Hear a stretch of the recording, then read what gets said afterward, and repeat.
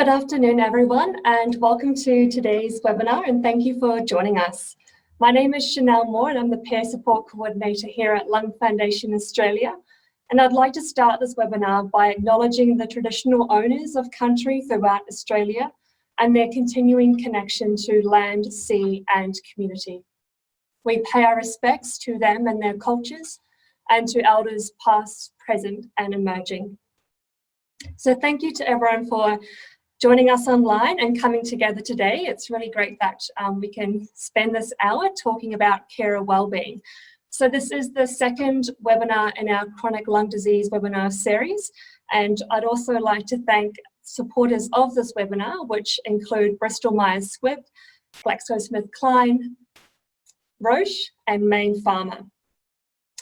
So before I get into introducing our lovely speakers for today, I will just go over a couple of housekeeping points. So like all of our webinars, this one will be recorded and it will be made available via our website. So we will notify everyone who's registered for this series when that recording is available, and we hope you'll be able to use that as an ongoing resource. We also will be holding a question and answer session towards the end of the webinar. So what you can do is submit any questions that you may have into the Q&A box, which you should see throughout the whole webinar. So you're welcome to submit them at any time. You won't disrupt the speakers if you do, that's not a problem. So please do feel free to share your questions, and then our speakers can address those towards the end. So we're very fortunate today. We've got with us two speakers. So we have Tracy Story, who is a senior social worker at Helensvale Community Health Centre on the Gold Coast, which is part of Queensland Health. Tracy works as part of a multidisciplinary team with people, partners and families in the field of post-acute care and chronic health conditions. She is also a wife, daughter, sister, aunt and yoga teacher, among many other roles, and recently spent 4 years helping her patients navigate the healthcare system in New South Wales. Once we hear from Tracy, we're also very fortunate to hear from Lynette, who is a carer. Lynette cares for her husband, who is living with COPD, and she's joining us today to share her experiences and provide an insight into her life caring for someone and how she maintains her own well-being. So we're really grateful to Lynette for taking that time to share her story and joining us today to hopefully also provide more insight from someone who has that lived experience as well. So thank you again, Tracy and Lynette, for joining us. So what we'll do is we'll first go to Tracy, if you'd like to share with everyone today and start your presentation. Thank you for that introduction, Chanel. I'm a social worker on the Gold Coast. Funnily enough, I'm feeling really quite nervous about this today. I'm used to presenting in front of groups of people and being able to walk around and interact with people. So this is a really strange experience for me. So I'll do my best, and hopefully towards the end of the presentation in the Q&A, we'll be able to individualise the information a little bit better than I'm able to do. I will be reading from a script a little bit as well, just to make sure I don't forget what I have to say or go off track. So again, as Chanel said, I work as part of a multidisciplinary team in what's known as the Pulmonary Rehabilitation Team, otherwise known as the Respiratory Service. Some of you may, your family member, the person you're caring for, or your partner may have already participated in one of these programs, but just in case you haven't, I thought I would give you a little bit of information about the program and the social work role within that before I move on to looking at wellbeing and some of the things that, you know, from a professional point of view, we would suggest might be helpful for you and give you some information on that. So our program, and these programs are run all around the country, is headed by clinical nurses. They receive a referral from either the hospital, if someone's had an inpatient episode, their GP or specialist. So people can refer themselves through the central intake unit and the numbers there, but it's probably better to go through your GP. Once we get the referral at the centre, the nurse does an initial assessment, which is quite thorough. So normally you go into the centre, although in these days of COVID-19, it's getting done more and more online, those initial assessments. And then the nurse refers people onto the most appropriate allied health member. So that could be a physiotherapist, occupational therapist, a speech therapist, dietitian, psychologist, or a social worker like myself. Then the team members coordinate and work individually with the clients, carers, families, whoever needs to be involved in that on a one-on-one basis. We also run education programs that go for 6 weeks, and if it's appropriate, an exercise program that goes for 8 weeks, twice a week. So it's quite an intensive program, and we get some really good results for people. So my role in the service has 2 main prongs. One is to provide information, referrals, and if appropriate, assistance to access community services that might be of benefit. So that might be community service for the person you're caring for, or it might be community services for yourself. But the reality is that when we're in a caring-caree relationship, whether that's someone like myself who was, helping my parents, or whether it's a partnership, we're really interconnected. So what is beneficial for one party is beneficial for the other. So, we can split it into services for carer, caree, but it's really all ends up being helpful for everybody, hopefully. So that's the first part, is looking at services that might be available and might be helpful. And part of that is what's now known as advanced care planning. And again, some of you may have heard of this, or you may not have heard of it. I'll talk a little bit more about that later on in a couple of minutes. The second part of my role, and the part that I get the most pleasure out of, is providing support and counselling for people. So again, for people who have a chronic respiratory illness, and for their families and partners and carers. So again, some people don't have never been to a counsellor. Many people have never been to a counsellor. So I just thought I'd give you a little bit of background on what counselling may look like in terms of a respiratory service like the one that I'm part of. So there's many, many different forms of counselling, but they basically can be split into 2 different areas. One is where you get a safe, supportive, and most importantly, confidential space in which to talk about what's happening for you. So you may talk about your emotions, your feelings. You may talk about specific events. Maybe you talk about things that have changed, losses or grief, or maybe things that have surprised you, things that you've learned and you're benefiting from, and you want to talk those things out, but without really having a plan to create any sort of change. So that sort of counselling really is very open-ended, and it's just a safe and, as I say, confidential space for you to talk about yourself for a period of time, which we don't often get a chance to do. The other main style of counselling is more aimed at problem solving or learning new skills in order to create a change. So in the respiratory program, I work a lot with people on anxiety management. So anxiety and stress are they're part of being human, particularly if we're feeling overwhelmed or concerned or frightened about the future, things have changed that we feel we're out of control of. It's basically our central nervous system sending us some messages that we need to take some action. And the research clearly shows, and my lived experience shows, that people with chronic health conditions, particularly respiratory conditions, have a higher level of anxiety than the rest of the community.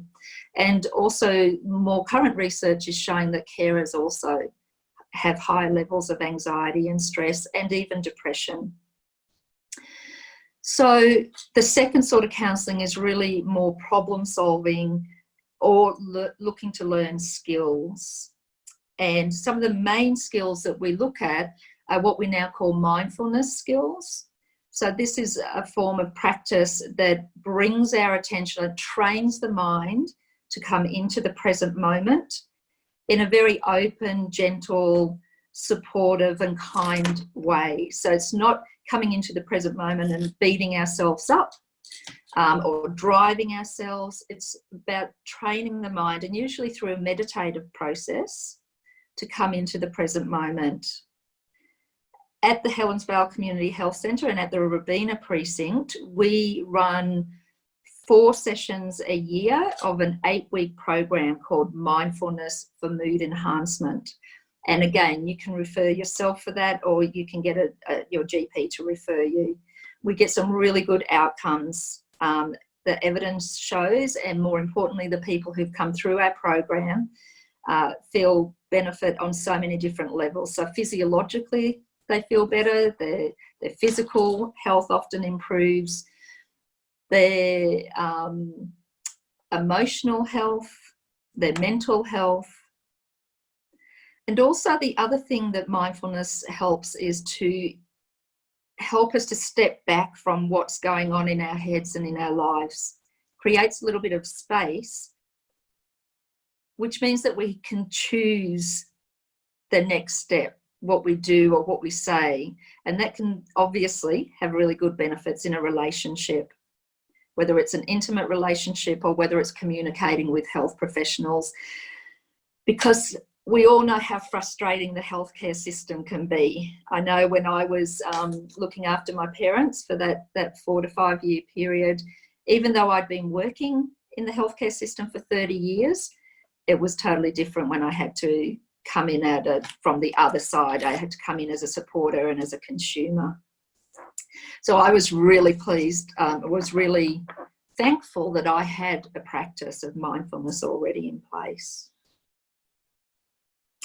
So as I said, I just wanted to give you that little bit of information on the service and also on what social workers do, because I really want to encourage you to seek assistance before things become really difficult and before you get bogged down in things. There are many, many services, and even that can be overwhelming. We're going to look at a few in a minute. But yeah, if you don't already know about those respiratory programs, please ask your GP or specialist about it, or your partner or family member's GP or specialist. So we're ready for the next slide. So the main take-home messages for the rest of my talk are these 3. So put your own oxygen mask on first is a metaphor, which I'm sure is pretty self-explanatory, but I'll refer to that again in a minute. And I guess what I mean by that is that it's really, really crucial to maintain your own health and well-being. It can be really easy to, and often as human beings, what we do, the more stress we get under, we actually start to cut out the healthy behaviours that are around, that support us. And meet our own needs in order to look after other people, or we run out of time. The second one is to plan ahead. This one can be really difficult because often, again, we're overwhelmed just by dealing with what's happening in the moment. But the more we can plan ahead, and there are many, many tools online now that you can use, and I'll show them in a minute. The more you can plan ahead and get certain pieces of paper in place, certain legal things in place, then you can let go of that concern and let go of some of those thoughts that lead to feeling stressed or anxious. The third take-home message is, as I've said, to look for and accept support, because often that is really about helping yourself and looking after yourself. So we can go to the next slide. So this is a quote that I really like. You yourself, as much as anyone in the entire universe, deserve your own love and affection. I find that really quite poignant when you're looking at being a carer, because often people don't put themselves, not first, but don't put themselves on the higher rungs or even in the top 3 of their life. These quotes are from some of the people that I've worked with, and I think they just sort of speak to some of the shared experiences that people caring for someone with a chronic health condition can have. The stats show that 1 in 8 people in Australia will become a carer or already are a carer, and that's across ages, so there's no age barrier to being a carer. It's across genders, and it's across all stages of life. I recently asked a group of people, so I'm just finishing off one of the mindfulness programs at the moment, and I asked the group, last week we were looking at carer fatigue, empathy fatigue, and just relationships in general. And I asked them, you know, who here is a carer? And they all kind of looked at each other a little confused and said, oh, no, I'm not a carer. That's not, you know, part of who I am. And I was confused about that, because I know that at least 4 of the women there, 4 of the people there are in a significant caring role, but they didn't identify it that way. So then when I asked, is there someone in your life you care for? The response was absolutely. And isn't that everyone? Don't we all care for someone? So I guess my point with that is that whether you identify as a carer or a partner, this information and what Lynette's going to be talking about is just as relevant for you. So sometimes we don't identify ourselves the way that other people would. And sometimes we don't want to take on those roles. We don't want to be seen as a carer. We want to be seen as a partner. But when a relationship changes, when the balance of dependence and independence in a relationship changes, we're always interdependent, but when that balance tips and one person needs more assistance, then it can change so much within the dynamic of the relationship. And people can experience challenges. It can be rewarding and frustrating, confusing and joyful all at the same time. So as I was saying before, it's really, really important to put your own oxygen mask on first. It comes from the metaphor of flying. When we're given the safety announcement, they say, put your own oxygen mask on first. Because if you're not well, if you're not breathing, you can't help the other person. And I guess my question would be, would anybody consider putting on their own oxygen mask first as a selfish act? Or would you consider that to be a wise act? But a lot of the time, if we look after ourselves, if we put some of our own needs first, obviously when you're caring for someone, sometimes you do have to put their needs first. You know, that's just the way it is. But if you're always doing that, always putting yourself last, eventually it will catch up with you. So how can you look after yourself? We're on to the next slide now, Chanel. As I say, look after yourself as well as you look after your loved one. Make sure that if it's that you reach out to friends and family, that you accept help. Don't let pride or stubbornness get in the way of accepting help. There is professional support available, like myself, through the MAC services, through the Lung Foundation, the carer services, and I've got a slide on that in a minute. There's lots of professional support, there's carer support groups. You can continue. One of the most important things I think is to continue. If you have hobbies and interests, don't let them fall by the side.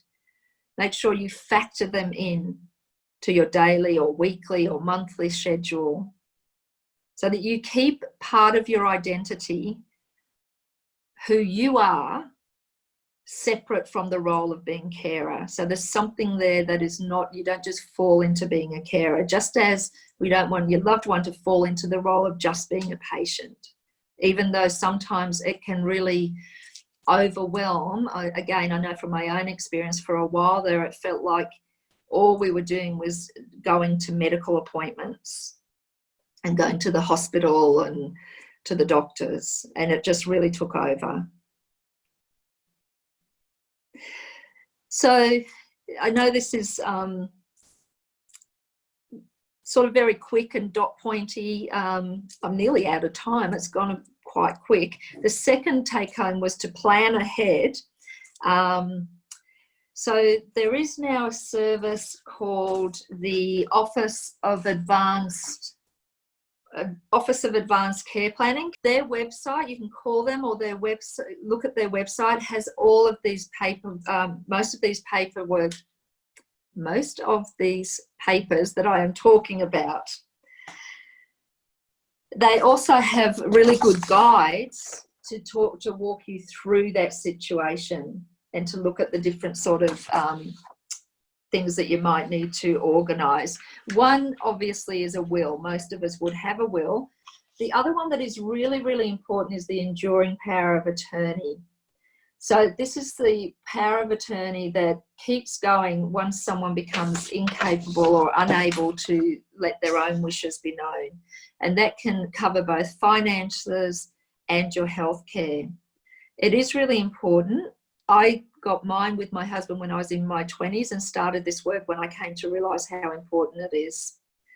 The other advanced planning forms are more to do with your health care.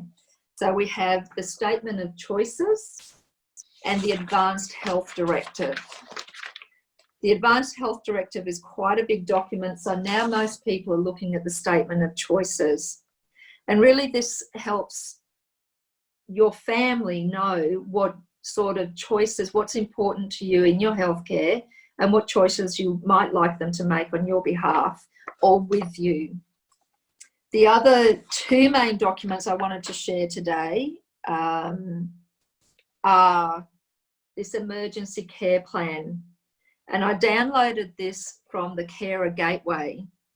So this particular service is extremely useful.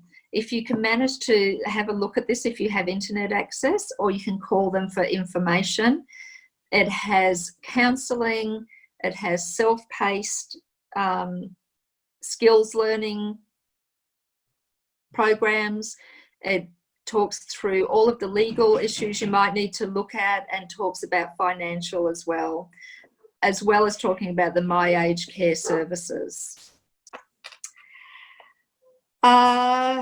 Where can you get help? I'm just really quickly going to finish this off. You can get help from your GP and specialist.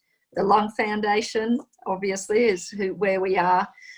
From us at Queensland Health, so either through the hospital or community services, the Carer Gateway that I just mentioned, and Carers Queensland. There are many, many others, but I felt that these were probably the main 5 areas that you can get some really good information from. Okay, I hope some of that was useful, and when we go into the Q&A, maybe I'll be able to be a bit more direct and specific. Thank you for listening. That's it from me. Oh, thank you so much for that, Tracy. I hope that was really helpful to everyone listening, and to hear you talk as well about that role of the care and the identity of care, and that there are so many people out there who are taking on that role of looking after a loved one. So look, I thank you again. That was really great to have you sharing your guidance, sharing some helpful organisations. So now I'm happy to hand over to Lynette, who's going to talk to us. So Lynette, if you'd like to pop on and have a chat to everyone today and share some of your experiences. My name's Lynette and I care for my husband John. We've been married for 52 years. As you were saying, I never considered myself a carer. I when John got ill, we kind of worked at it together. So if he can't do something, I just step in. To me, it's really important that John keeps his independence and doesn't think of himself as ill. My job is just to support him through this experience by keeping him interested, keeping what we can do together to make his life easier. We learn things, we listen to things. If there's a bit of information going around, we chase it up. When John first was diagnosed, 15 years ago, he was given 18 months to live, and I thought, no way that's going to happen. So we made it our business then to find out what COPD was all about and what we could do to make life simpler. In that time frame, he's had some really good professional help and some lousy professional help. And we found that we take what we consider important to our situation. So there was a good calm program at the hospital, which included, it was an 8-week program, exercise, how to take medications, where you can get help and all that. So that was one of the best things when early in the piece. And since then, he has support from, there's a fantastic clinical nurse at Nepean Hospital. She was a COPD nurse and she was trying to raise the profile of it. And she came out, John, we belonged to a group, Nepean Puffers and Wheezers, and that was done by one of the older fellows who had lung problems. And we found, John found by going to these, people with mutual problems could actually talk to each other and learn more where you could go for help. Because sometimes when you're diagnosed, you have no idea which way to turn. We found Lung Foundation. I use Mayo Clinic information. I find they have lots of interesting information. The main thing is keeping John's independence and encouraging him to do things. He was told to go home, sit down and not do anything. And we thought, well, that's not going to happen. That will only make things worse. So he keeps his interests going. He loves laboratory orchids, you name it. He's involved in it, involved with the Nepean Puffers.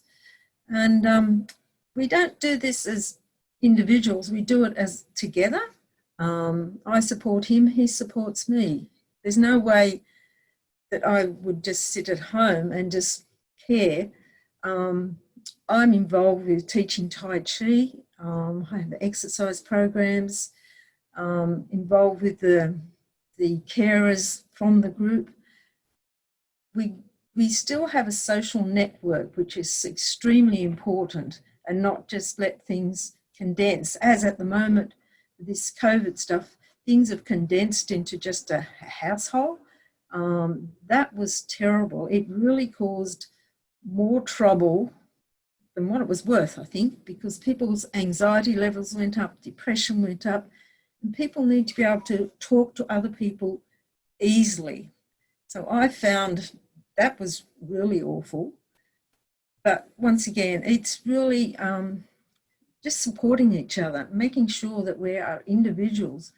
If you go to the doctors, if I go to the doctors with him, at one stage the doctors were talking to me and not to John, so I stopped going. I thought, no, that's not, he is a grown man with dignity. Please do not talk to me. He's not a child. Treat him as a grown-up adult. So I stopped going until I wanted to know what was going on. So I now go, I say my 2 bits worth, and then I kind of sit right back and make sure that they do speak to John, not me. His GP is quite funny. If John is really crook, I will go with him. And his GP, things must be bad. The boss is here. So, and then we continue, we get the information that we want. Yeah, you have to do it together. It's not a one-on-one thing. And at times we both need space. So we don't live in little P-shell. John has his things that he has to do. And talking to other carers, you definitely need time out. Even if it's just to get in the car, drive down to the park or the river where we're lucky, just sit there for 10 minutes and just have your own time. It's so important to still be an individual yourself, not just be classified as a carer. As I said, I don't think of myself as a carer. John and I have been together too long. I tell people we're yin and yang because, well, I used to be skinny. He used to be rounder. So we treat it as a whole, not just by ourselves. So it's hard to talk here. It's more when you're with a group of people who are carers, you feed off each other. You'll say something, think, oh yeah, I never thought of that. So it's important that people that are in the situation with someone that is ill, that they talk to other people in a similar situation. Sometimes it's hard, and a lot of people don't like to join support groups, but they're worth their weight in gold because it's not only the person that is ill that can talk to other people in the same situation, the carers can actually talk to each other. And if you do something for yourself, sometimes you feel really guilty, but you must realise, no, that's not on you. It's so important that you still keep your identity as you, not just as a carer. Like I was a wife and a mother more than I went to work a little bit, but my job was at home to look after my family. So I think I just slipped into the job of still looking after my family. That's the main thing. You still have to care. You still have to look after yourself, and you include other people in your experience. I'm very lucky. I have some fantastic friends who let me whinge to them, and I know it doesn't go any further. So you need that chair, not so much like a social worker. This is closer because they're in the same age group as you. They've known you so long and they know what you're going through. So it's important to talk to them, and they know you're just having a whinge. You get your whinge out of the way and then you get back on and you continue. And the same with the person that's ill. They need to be able to go to someone and just talk to them, have their whinge away from the carer so that their needs are met. And once you start to talk, it sorts out in your mind. Otherwise, if you're just going over the same thing all the time, it gets worse and worse. I got to the stage at the beginning of this COVID thing, I was in a terrible state. And somebody said, try meditating. I think, me sit down for 5 minutes? No way that's going to happen. But I found it's a real lifesaver. It just seems the first couple of weeks really hard. But now I find my mind might still keep going, but it sorts itself out. I don't feel so bad. And then I get up and I can get on with things. I think, I know I'm rambling, but the main thing to me for being a carer is to treat the person that you're with dignity. Don't treat them like a child. Don't take over the jobs that they used to do. When they can't do something, step in and support them, but still give them the dignity and respect that they deserve. Because I've seen some people, there seems to be a fine line of caring, of treating them like they're ill. They might be ill, but they're not dead. So you treat them with respect and dignity.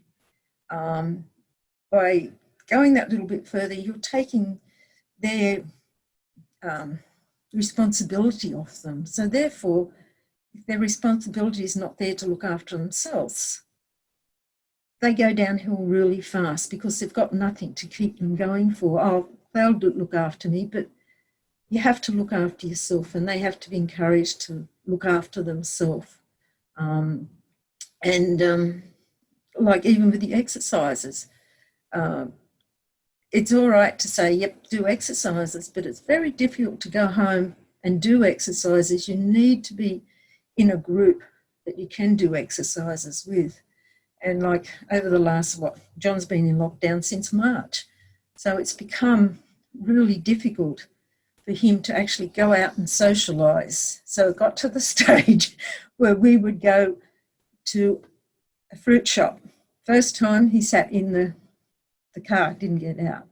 But this fruit shop is on the highway, away from everything. It has a nursery out the front, lovely veggies inside. So the next time, I said, John, there's plants here. Go and have a look at the plants. Even for him to get out and go and look at the plants was, it was hard for him because he'd been scared to death of all that was going on. And now we find he'll actually come into the shop. And I'm thinking, it might sound silly, but it's very easy to take people's right to be able to do things away from them. And I think that's worse with the situation at the moment. People are losing their ability to do what they want when they want. So, it's scary times, and like that's only this year. Living with the disease, you get used to that. And it changes all the time. So there's no point, you can be really down, but then you pick up and there's new stuff being found all the time. The machines are changing, the medication's changing. And as I said, John's lucky, he's got good doctors, you can laugh and talk to them. And they're on top of all the new medications. They try the different medications. They talk to him about his machines that he has to do and what he should and shouldn't do. Yeah, so if things don't work, we have got a network of people that you can go to for help. So whether it's professional or not, like John's GP is fantastic. His lung specialist is great. And Leah was great at the hospital. They're the professional people that we go to more than anything. We use the support group as a much more one-on-one basis because they're actually going through the same situation. The carers still go even though they've lost their partners. So their knowledge is valuable to people just starting so that you can actually talk to them. We have a lovely time. When it comes down to, you've got to still be interested and you're living with it. You're not dead. You still keep going on. And it all comes down to respect the other person's individuality and how they can deal with things. That's what I find. And at times it is really hard. And depressing and all that. I cry in the shower. I don't cry first thing in the morning. I wait till they're late and then nobody knows if I'm crying or not. So, but that's only on the really bad days. And we try to enjoy life. Things have slowed down. John can't do as much. But we still make sure that we get out and we do things that we like doing together. Not as a sick person and a carer, but as a couple, and that's how we cope with it. We do things as a couple and just keep plodding along. Yeah. So that's about all I've got to say. I think nobody can tell you what to do. You just have to play it by ear. Listen to what people say, but if it doesn't suit you, you take bits and pieces out of that information. Just plod along, take a bit from here and a bit from there, and that's how we do it. So like we use the Lung Foundation. That's been really, and right at the beginning, there wasn't much information around. So it was hard to find information, and that's where we started using whatever. Even Catalyst had a thing on ABC, and that was years ago, and it had something to do about the gut, for stuff affecting the lungs, and we thought that was, wow. And it was different. So you take your information, you get your information from anywhere, and you use your brain to think whether it suits what you need. That's the main thing. That's what we found. So we do it together. It's not, Yeah, officially I might be a carer, but I still don't consider myself that. I'm yeah, husband and wife, and we continue on like that. I know that's old-fashioned, but geez, that's what it is. Yeah, so we're a pair. Yeah, like we both started going out when we were 16. We're now nearly 75. I'm thinking, oh my God, that's a lot. 2, 3, 4 lifetimes. But we've grown up together, so we know what each other can cope with. So that's just what you do. If you love someone, that's just what you do. Yeah. Thank you so much for sharing all of that. And, you know, congratulations, 52 years of marriage. That's, yeah, congratulations. And thank you for sharing what you and John do together and how you support each other. And I know we have got some questions coming through. So I think what we'll do is we'll get to some of those questions. So what I'll do is as they come through, I'll just direct them to either Tracy or Lynette. So look, I can see here a question where someone has actually said that they identify quite a bit with you, Lynette.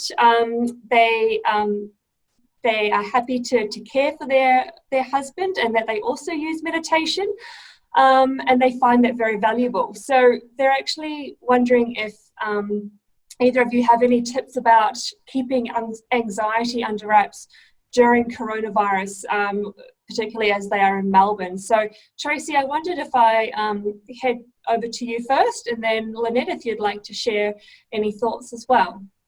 Sure, yeah. And yeah, I mean, these are strange times, aren't they? And I think so, as well as all dealing with, you know, just this weird ride of being human, our individual ups and downs, we've got this underlying angst going on in the community, in the nation, you know, in the world. So it's really hard not to tap into that, because it's almost like just flows through us, I think.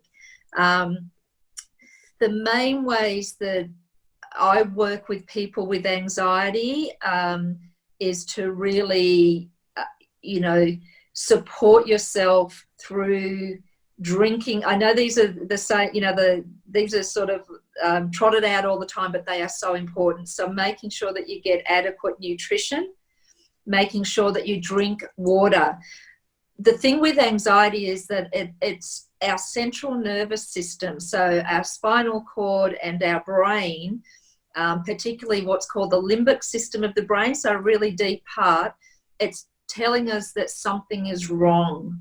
So that central nervous system, its function is to keep us safe. So when something feels wrong, so it could be, you know, a car bearing down on us, or it could be a worry that we have in our mind, it sets off the central nervous system, which is what a lot of people know of as fight, flight and freeze. So one of the things that's really, really important is to support that central nervous system. I cannot stress how important good hydration is for the central nervous system. So sometimes you can start feeling anxious, and it may just be that you're getting dehydrated. So that can, so, you know, nutrition, adequate hydration, movement. We need movement as human beings. We need some sort of movement. So whether it's just like Lynette's doing Tai Chi, you know, I'm a yoga teacher, so yoga, Tai Chi. Anyone can do yoga and Tai Chi. It doesn't matter if you don't have to get down on the floor. You don't have to get into weird postures. You can just focus on your breath and just move your fingers. This is yoga, you know? So anyone can do that. The other areas to look at are perhaps doing some work either with a counsellor, or again, that Carer Gateway that I mentioned has got some really, really good self-paced courses that you can access. It's free, that can take you through these sort of practices that I'm talking about. So looking at what we think, the content of what we think, and sometimes these come from really long-held belief patterns, and also our relationship with how we think, and that's where the mindfulness comes in. So working with your physical being, working with your thinking, those two parts will then have an impact on your emotions. Really, really important, I think, as Lynette said too, check as best you can. I mean, we're all getting isolated because of COVID, but there are other ways to be in touch as well. And we can be isolated in the middle of a crowd. We can feel alone in the middle of a crowd. It's really, really important to not allow ourselves to get cut off or to cut ourselves off. So that's what I would say with working with anxiety. You know, again, as Lynette was saying, stay engaged, find out what's important to you, what matters most to you, and take action steps, even if they're tiny little ones, in that direction. Have time in nature. We're still allowed to do that. And we live in a country where we actually can get out, even if it's just step outside your front door and have a look at the, you know, lovely sky and hear the birds and things like that. So physical thinking, socialization, and nature. They'd be my four big tips for anxiety. And I did notice a question too about carer burnout. Similar sort of thing, but I would definitely recommend speaking to someone about that, because there's some very specific techniques that we can help with carer burnout. It tends to be people over empathizing and not, so I'll stop. I agree with everything you've said. One of the major things that I've found is I limit the amount of media that I watch, who are out and out trying to scare people to death.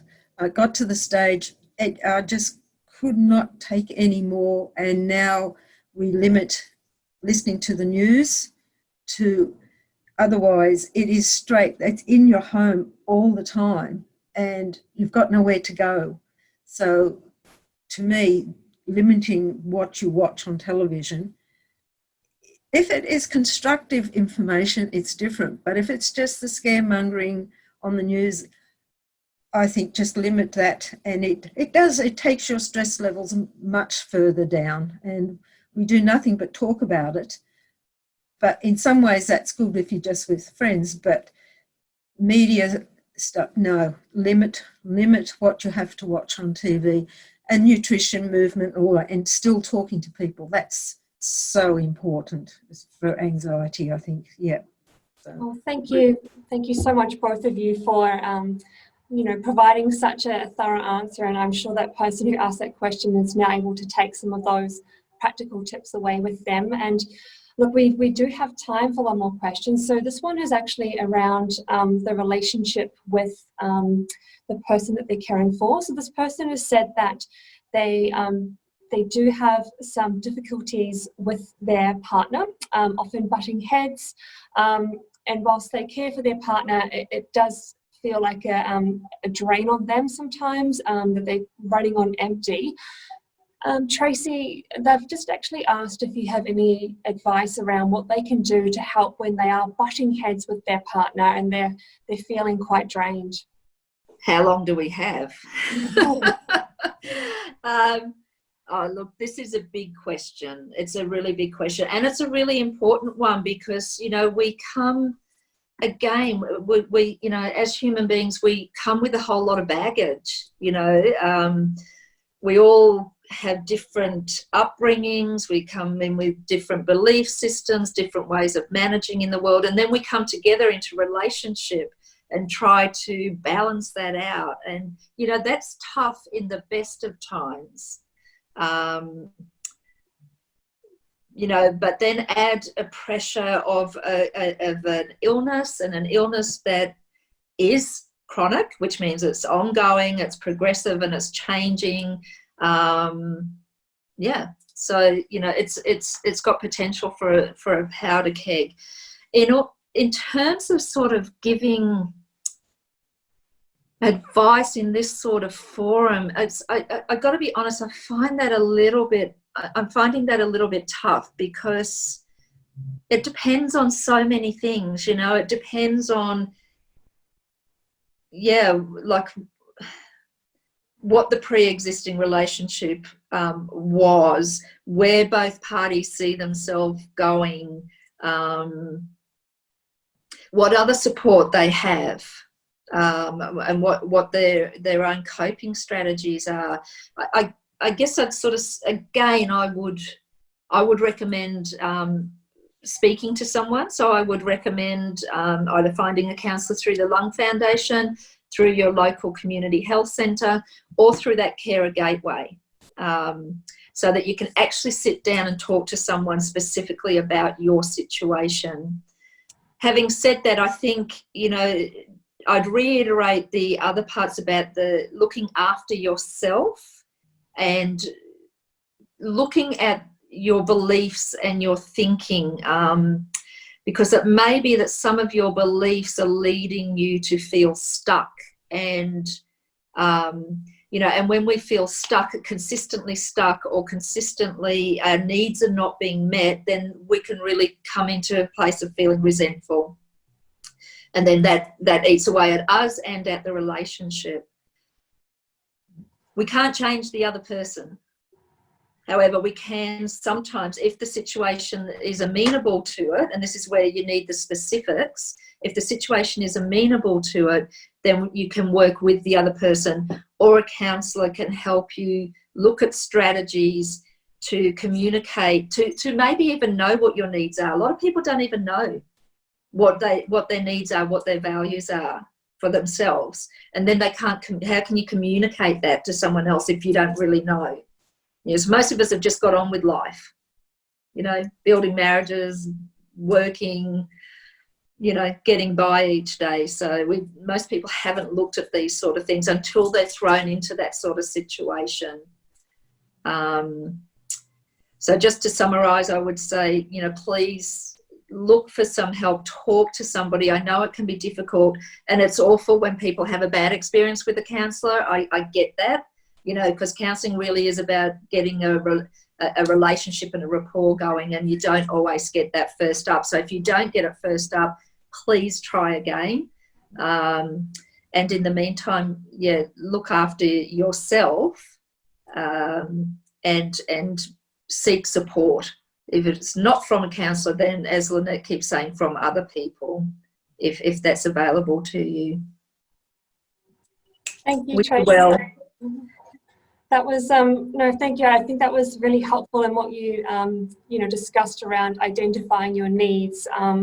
You know, we do so often, you know, just bypass them and with life and everything going on. So I hope that was a helpful response for everyone watching, you know, as a reminder to check in with your own needs as well. So look, we are actually toward now at the end of the webinar. So thank you to Lynette and to Tracy for coming on today, for sharing their thoughts and their experiences, expertise with us. I would like to encourage everyone, particularly during this time when it is tough for so many people and we're not able to connect in the same way that we were, and we're not able to engage in the face-to-face activities, to please reach out to Lung Foundation Australia if you have questions around your lung health or your loved one or someone that you're caring for.